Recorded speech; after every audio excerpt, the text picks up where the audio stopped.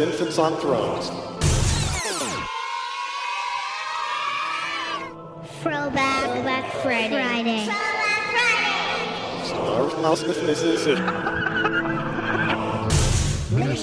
Minisode.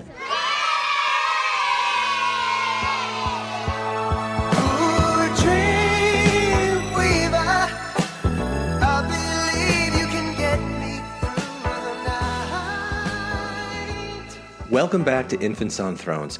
I'm Glenn Osland, and today I am going to invite you inside the deepest recesses of my brain. Not my current brain, but my brain as I was serving as a missionary for the Church of Jesus Christ in Okayama, Japan. From 1991 to 93, I kept a dream log. I would wake up in the morning and record my dreams. I ran across this the other day, and I started reading the first one, and it's just so weird. So there might be some good things in here. There might not be. But I'm going to give this a shot and see how long can I sustain this for the next several weeks or months or however long it takes to get through this dream journal as a Throwback Friday. It's new content. It's not recycling old episodes this time. This is a throwback to my dream log. So this first entry from June 17th, 1991. I was at a farewell, my own missionary farewell. I remember that there were a lot of people there. It was in a house. And for some reason, a band was playing. Then I played guitar with my grandpa and sang Norwegian Wood. After that, I was approached and congratulated by a lot of people. Story Daly tried to jump into my arms, but I didn't catch her, and she fell to the floor. She grabbed a hold of my overcoat belt, and she was pulling me towards the stairs. She kept saying, "Please, I just want you to hold me. You've just got to hold me." It was gross. I slipped my overcoat belt off and went another way through a big crowd of people to a dining room. My sister Missy was there. She didn't want to sit in a high chair. Then it was time to give presents. My friend Kevin wheeled in his wheelchair with his wife Sydney right behind. Kevin had a little present, and Sydney was carrying a big CD tape player. She was acting unfriendly. So my mom said, "You are unfriendly." And they got into a small fight. I remember talking with Kevin about it as he was about to go in and use a squatter. A guy in a wheelchair using a squatter, one of these Japanese toilets. That's funny. I think a lot of this dream was in Japanese. I also remember thinking how reliable of a support group my Aunt LaRue and Uncle Colby are. Colby Carter, who is the father of Linda Carter, Wonder Woman. Yeah, I kind of might brush with fame early on. What a support group LaRue and Colby are. And someone looking at old pictures of my cousins, the Smiths, skiing, swimming, etc. A lot of my family was there. Then there was more conflict this time between me and Kevin, and it was Kevin this time instead of Sydney. They were living at my house, and they were very rude. They left to go see a baseball game, and I wanted to pick up their things and kick them out. But then I thought, what would Christ do? So I went around the neighborhood to get gifts for them. I saw a lot of people leaving to go water skiing. As I was going back to my house, I bumped into Greg Doyle, who started telling me all about his mission. He gave me some gifts that I in turn gave to Kevin. I wonder if that represents Sydney. Because I had dated Sydney before Kevin dated Sydney and then married her. And Greg dated her before I did, so yikes, okay. When I gave the stuff to them, we all hugged and were friends again. We were all in our 40s, it seemed. Sid started sucking on my ear during the hug. Earlier, my house had been a boat, and dolphins and sea lions kept coming into our indoor swimming pool. I remember my little brother Jeff telling me a story about putting potatoes down his pants and other dumb things that hormones make me do stories. I also remember that when my dad would leave the ship house for something, he would put little sister Missy in charge of steering the boat. And I kept thinking that she was too young for that kind of responsibility. And that, dear listeners, was my dream from June 17th, 1991. I'll do one more for today's episode. Minisode, Throwback Friday, Dream Log style. So this is from the next night, June 18th, 1991. All I remember of last night's dreams are bits and pieces in no particular sequence. Kevin and I were at my house, joined by Grant Tenney. Oh, there's a story behind this.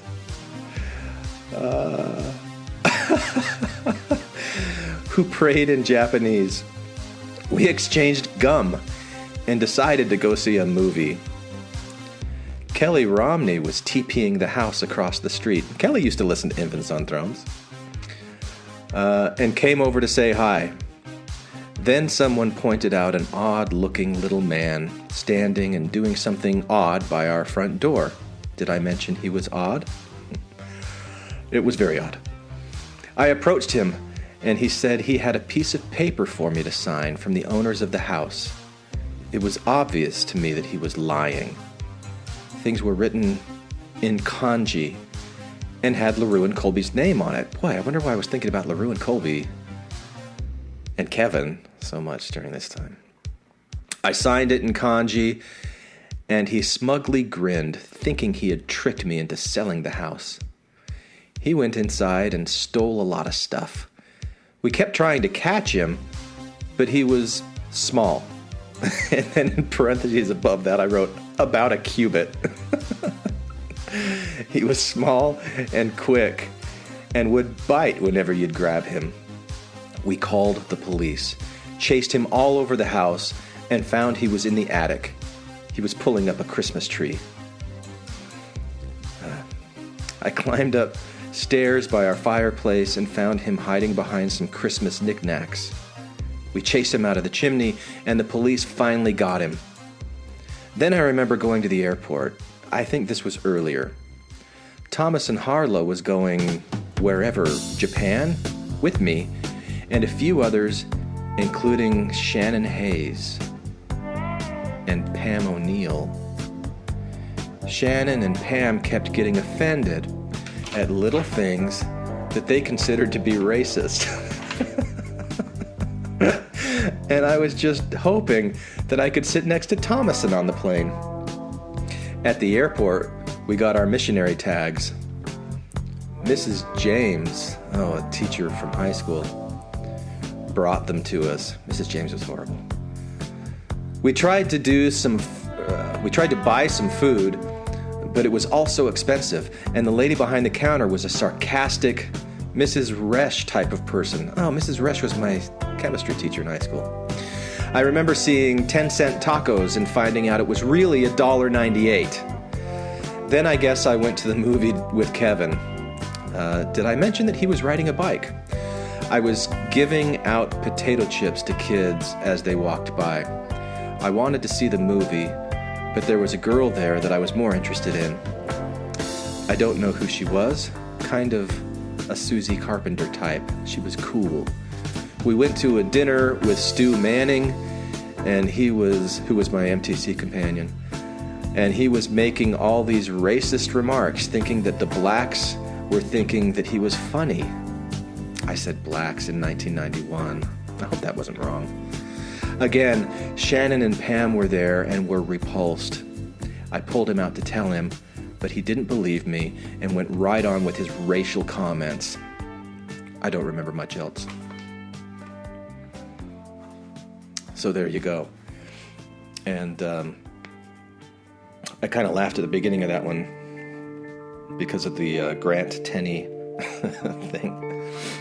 I don't know if I've told this story before on a podcast before. We did an episode a long time ago about practical jokes, and Matt hated me so much for, or at least that version of me is like, yeah, I wouldn't have liked you as a practical joker, but I played a lot of practical jokes, and the one with Grant was at a steak dance. There was a girl named Carolyn, and Grant was just kind of like odd, but he was really interested in Carolyn. And so we were mean. I'm sorry. I was mean. I was kind of mean. I was just entertaining myself, but in mean ways. We told Carolyn that Grant was really interested in her, which he might have said a few things to us, but we were overplaying it just to make her uncomfortable. And that he wanted to ask her to dance. And we were just winding her up, right? And then we went to Grant and said, boy, Carolyn is really interested in you. She really wants you to ask her to dance. And so he did, and she hated it. And then afterwards, and then that was it. It's over. But afterwards, we kept telling Carolyn that Grant was really, really interested in her, and he wouldn't stop talking about her, and was getting obsessed with her. And then a couple days later, this was about the time when three-way calling became a thing. Like it was if your house had three-way calling feature on your home phone, that was pretty novel and unique. And so Kevin and we did a lot of telephone crank calls using the three-way calling. We called up Carolyn, and actually Kevin called her, didn't let her know that I was on the other line listening in, and was winding her up more about Grant. And he said, well, let's call Grant. I'll call him on my three-way, and you can listen in, and I'll just talk to him as if it's me and him, and I'll ask him about you. And so he pretended to call Grant, but he really called me, and I did a voice that was like a Grant. And I don't remember everything that I said, but I was pretending that I was satanic, because we were Mormons, and so like, what's the worst thing? Somebody who worships Satan. Like we told Carolyn that that we used to see Grant walking around the neighborhood at midnight wearing a dark overcoat and carrying a knife, and that like all of the neighborhood cats kept disappearing. We didn't really know what was going on with that. So Kevin called me, and I pretended like I was Grant, and I would just talk really, really low, and he would ask a question. He's like, I'm not sure. Oh, I'm not supposed to say that. And Kevin's like, what do you mean? What do you think about Carolyn? Well, no, I'm not supposed to say. So like pretending like there was this like crazy, like in my head as I was doing this performance, I was thinking that he was talking to evil spirits and that the evil spirits were telling him what to do. Anyway, it creeped her out so much that their family went and installed deadbolt locks on all of their doors, and Kevin and I just dropped it. That was it. Nothing else ever came of it. It was just a stupid practical joke, one of dozens that I used to do as a kid. So, Throwback Friday, getting into the dark, disturbed mind of Infants on Thrones, Glenn Osland. You're welcome. Have a nice week.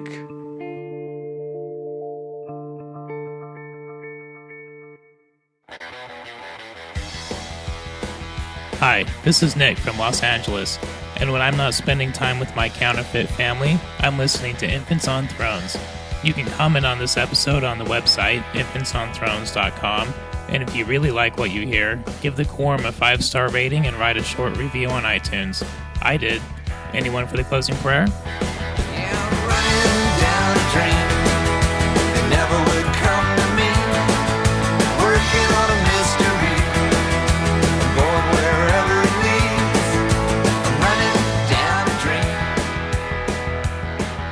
Thank you for listening to Infants on Thrones.